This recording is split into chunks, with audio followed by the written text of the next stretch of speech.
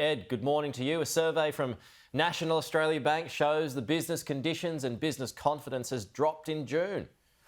Yes, not really surprising, Pete. This survey came out yesterday and business conditions and business confidence across Australia actually dropped during June. And that's because there were two lockdowns in June. There was the ending of the Melbourne lockdown where that economy started to reopen again.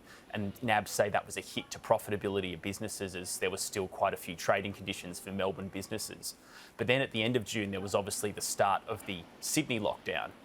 And that put a big dent in business conditions in the Sydney region. So not too surprising here. One thing that's worth noting is I spoke to the chief economist of NAB, Alan Oster, yesterday, just asking him what impact to the support packages like the one announced from the state and federal government, and Josh Frydenberg was talking about it just before. What impact does that have on business confidence and business conditions? And truthfully, Alan Oster said it doesn't really do much for business confidence because the survey asked questions like, are you planning on hiring new staff over the next couple of months? Are you thinking of investing in your business?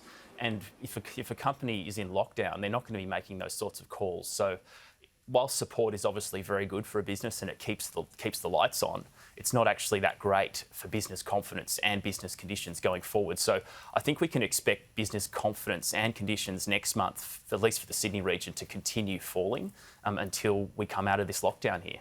And today, Westpac releases its consumer sentiment survey for July. Sentiment is expected to be lower too, Ed.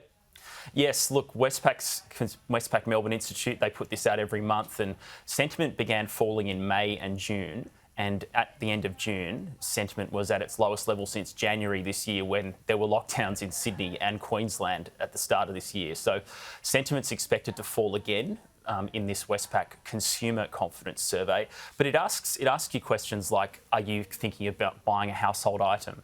What are you thinking about the economy over the next 6 months? How confident are you in Australia's economy over the next 12 months? Is now the right time to buy a house? Is now the right time to invest in a major item in your home? So we're expecting sentiment again to fall here too. That survey is going to be coming out in about 2 hours' time. And tomorrow, the unemployment numbers for June are released, Ed. What are economists predicting? Look, economists expect the unemployment rate to remain flat at 5.1%. They're expecting the participation rate to stay flat as well at 66.2%. And they're expecting about 20,000 jobs to be created during the month of June. But the unemployment numbers have been very volatile over the last couple of months. Back in May, 115,000 jobs were created, which was quite a large surprise to most people. So we'll have to see tomorrow whether that plays out, whether the rate does stay the same or it could potentially go down even further. OK, Ed Boyd, appreciate that. Thank you. We'll talk to you soon.